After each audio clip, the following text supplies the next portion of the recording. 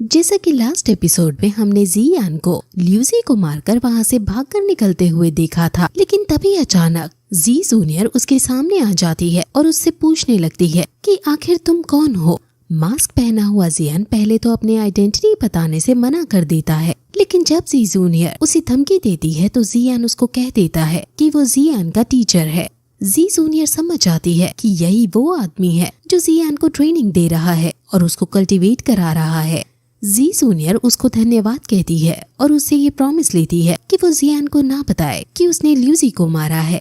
फिर जी जूनियर उससे विदा लेकर वहाँ से चली जाती है और फिर जियान जी जूनियर को प्यार से जाते हुए देखने लगता है तो याओ लाओ समझ जाता है और उसे कहता है कि अगर तुम इमोशंस को अपनी ट्रेनिंग के बीच में लाओगे तो तुम भटक सकते हो। जियान चिढ़कर पूछता है कि आखिर आपको सबसे क्या दिक्कत है। याओ लाओ कुछ सोचकर जियान से पूछता है कि अगर कुछ दिक्कत हुई और तुम्हें मुझ में से और अपनी इस लिटिल गर्लफ्रेंड में से किसी एक को चुनना हो तो तुम किसे चुनोगे। जियान ये कहकर बात टाल देता है कि कोई दिक्कत कभी होगी ही नहीं। वही जियाली भी ल्यूसी को मरा हुआ देखकर समझ आता है कि ये जिस तरीके से मरा है जरूर ये जियान का काम है। जियाली भी जियालियाओ से बात करता है और क्योंकि जियाओ फैमिली ने उनकी नाक के नीचे ही उनके एक आदमी को मार डाला है, इसलिए वो जियाओ फैमिली से बदला लेने का डिसाइड करते हैं। वहीं दूसरी तरफ जियान याओ लाओ के बताए गए तरीके के अनुसार पिल्स लेकर कल्टीवेट करने लगता है। उसने की गैदरिंग पिल ली है और याओ लाओ इसको एब्जॉर्ब करने का उसे तरीका बताता है। अगर इस तरीके को करते वक्त जियान ने इसे अधूरा छोड़ दिया तो आगे उसकी कल्टीवेशन में प्रोग्रेस बहुत ज्यादा मुश्किल हो जाएगी। वहीं दूसरी तरफ जियाओ फैमिली के अंदर जब सब लोग अपने अपने काम कर रहे थे तो तभी जियाली और अचानक से अपने सैनिकों के साथ वहाँ तीर चलाने लगता है और कई सारे जियाओ फैमिली के सैनिक मर जाते हैं। अब तभी वहाँ जियान भी आ जाता है और उससे इस बदतमीजी की वजह पूछता है, जिस पर जियाली भी कहता है कि तुम ये सब अपने बेटे जियान से पूछो। सुना है वो बहुत जल्द 8 लेवल पर पहुंच गया है, लेकिन इसका ये मतलब तो नहीं कि वो अब हमारे पिल मेकर को मारने लगेगा। अब हम उसका बदला लेने आए हैं और तुम्हें मरना होगा। अब सैनिकों में युद्ध होने लगता है और जियान टाइगर फ्यूरी का यूज करके जियाली भी से लड़ने के लिए आगे जाता है।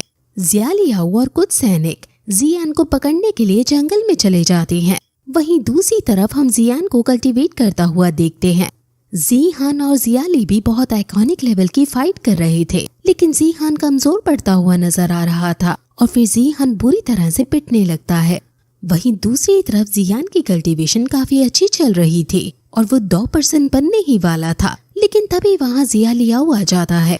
जियालियाओ उसको देखकर काफी हंसता है और कहता है कि तुम यहाँ 2% बनने का ट्राई कर रही हो, लेकिन कोई फर्क नहीं पड़ता क्योंकि आज रात तुम और तुम्हारी फैमिली मारी जाएगी। यहाँ मैं तुम्हें खत्म कर दूंगा और वहाँ मेरे पापा तुम्हारे पापा को खत्म कर देंगे। जियान को बीच में ही अपनी कल्टीवेशन छोड़नी पड़ती है क्योंकि वो अपने फादर को नहीं खो सकता था।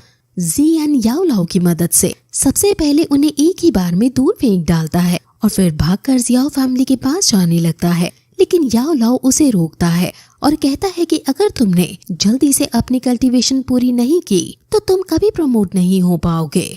जियान कहता है कि अगर मैं प्रमोट हो भी गया तो क्या, मेरे पापा तो इस दुनिया में नहीं रहेंगे। सबसे पहले मुझे उन्हें बचाने जाना होगा। याओ लाओ उसे भावनाओं में ना बहने के लिए कहता है और उसे बताते हैं कि अगर तुम प्रमोट नहीं हो पाओगे तो मैं और ज्यादा तुम्हारे अंदर नहीं रह पाऊंगा। इस दुनिया में सिर्फ पावर ही राज करती है, जिसके पास ज्यादा पावर है वो ही यहाँ पूजा जाता है। बिना पावर के तुम किसी की रक्षा नहीं कर सकते हो, इसलिए अभी फिर से कल्टीवेट करने बैठ जाओ। अपनी फैमिली को अपने ऊपर बोझ मत बनने दो। ये सुनकर जियान को गुस्सा आ जाता है और कहता है कि फैमिली बोझ नहीं होती है। क्या तुम्हें फैमिली का मतलब भी पता है और क्या तुम्हारी कोई फैमिली भी है। याओ लाओ ये सुनकर काफी दुखी होता है और वो अपने उस डिसाइपल के बारे में सोचने लगता है जिसको उसने अपने बच्चे की तरह पाला था, लेकिन अंत में याओ लाओ को धोखा ही मिला था। जियान कहता है कि मुझे नहीं पता कि तुम अभी ये क्यों कह रहे हो, लेकिन एक बात मैं तुम्हें बता दूं कि फैमिली बोझ नहीं होती। ये कहकर जियान उसकी अवहेलना करता हुआ वहाँ से चला जाता है।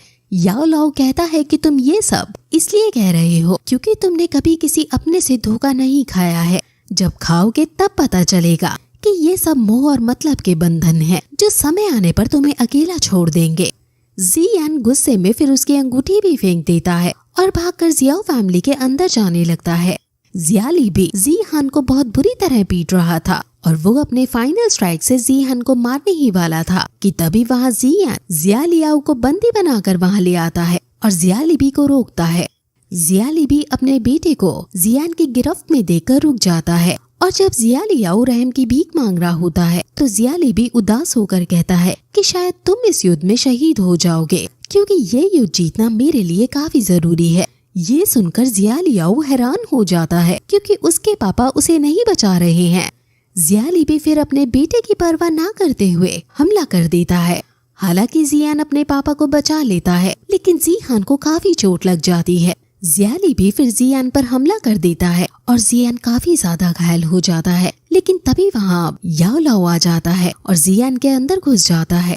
जियालिबी जिहान को फिर जब और मारने लगता है तो याओ लाओ अब वहाँ आता है और जियान की बॉडी का यूज करके जियालिबी को कूटने लगता है। जियालिबी उसे पूछता है कि आखिर तुम कौन हो।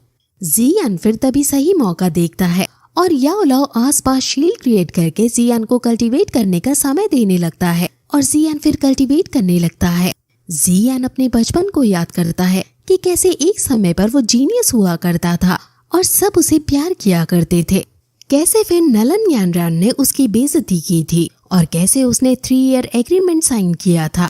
अब जियान फाइनली 2% बन जाता है और खड़ा होकर जियालिबी को एक पंच दे मारता है जिससे उसके प्राण पखेरु वहीं उड़ जाते हैं। जियान अपने पापा के पास जाकर उन्हें संभालता है और फिर उन्हें अपने टीचर के बारे में बताता है और कहता है कि इन्होंने ही हमारी अभी मदद की है। जियान उसके टीचर को प्रणाम कहता है और धन्यवाद कहते हैं। हालांकि जियान के सिवा कोई उन्हें नहीं देख सकता है, बाकी लोग सिर्फ उन्हें सुन सकते हैं। याओ लाओ जिहान से उसके बेटे की तारीफ करते हुए कहता है कि मैं तुम्हारे बेटे को अपने साथ बाहर ट्रेनिंग के लिए ले जाना चाहता हूँ, इसलिए मैं तुमसे यहाँ परमिशन लेने आया हूँ। जिहान कहता है कि मैं आपका आभारी हूँ और जो आपको उचित लगे आप वही करें। वही तभी अब जी जूनियर भी आ जाती है और उसके पीछे शैडो मास्टर, जिसका असली नाम लिंग यिंग है, वो भी होता है। असल में ये दोनों गू क्लैन से संबंध रखते हैं। गू क्लैन यूनसेक से भी ज्यादा ताकतवर क्लैन है। शैडो मास्टर कहता है कि आप चाहे मुझे सजा दे दे, लेकिन गू क्लैन के यही रूल्स हैं कि वो जियाओ फैमिली के मैटर में इंटरफेयर नहीं कर सकते हैं। जी जूनियर शैडो मास्टर को धमकाते हुए कहती है कि तुम्हें खुशी होनी चाहिए कि जियान सेफ है, अगर उसे कुछ हो जाता तो तुम्हें भी पता है कि इसका अंजाम क्या होता। वहीं अब जियान और टीचर आपस में बातें करते हैं, जिस पर जियान उनसे फिर पूछता है कि आखिर आप मेरे टीचर क्यों बने हैं। याओ लाओ उसे सच बता देता है और कहता है कि मुझे अपनी ये फॉर्म नहीं पसंद है। मैं जब मरा था तो मैंने अपनी लाइफ अपनी सोल में डाल दी थी, क्योंकि मैं नॉर्मल लोगों से ज्यादा शक्तिशाली हूँ, इसलिए मैं ऐसा कर पाया हूँ। वापस मुझे अपनी बॉडी लेने के लिए रिसर्सरेशन मेथड करना होगा और ये वही कर सकता है जो बहुत ज्यादा स्ट्रॉन्ग हो, इसलिए मैं तुम्हें ट्रेनिंग दे रहा हूँ, लेकिन मैं तुम पर कभी फोर्स नहीं करूँगा कि तुम्हें ये मेथड मेरे लिए परफॉर्म करना है या नहीं। फेन स्किल्स के द्वारा ये सब किया जाता है। फेन स्किल्स का यूज करके मल्टीपल फोर्सेस को एक साथ हम मर्ज करके यूज कर सकते हैं। अगर तुम फेन स्किल्स को अच्छे से सीख गए तो तुम इस कॉन्टिनेंट पर सबसे ज्यादा ताकतवर बन जाओगे, लेकिन फेन स्किल्स में बहुत रिस्क होता है और जान का भी खतरा होता है। वो फिर उसके सामने 2 स्क्रॉल्स रखता है और कहता है कि red scroll fire attribute ground rank skill है और ब्लैक स्क्रॉल फेन स्किल स्क्रॉल है। तो अब डिसाइड तुम्हें करना है कि तुम्हें किस रास्ते पर आगे बढ़ना है। जियान कुछ सोचकर फेन स्क्रॉल को उठा लेता है और फिर यही एपिसोड खत्म हो जाता है।